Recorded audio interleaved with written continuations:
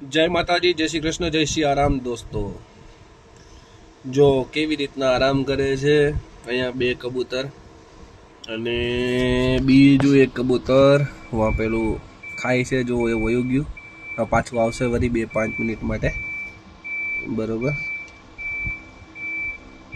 જો આવ્યું, જો આવ્યું, એ સાઉન્ડ વાગે છે ને એ જોવે છે। અને આ બે કબૂતર અહીંયા ક્યારના આરામ કરે છે એકદમ શાંતિથી। ગરમી છે, ગરમી અત્યારે બહુ જ છે અહીંયા દુબઈમાં। હાલમાં ગરમી એમાંનો 40 ડિગ્રી ઉપર છે।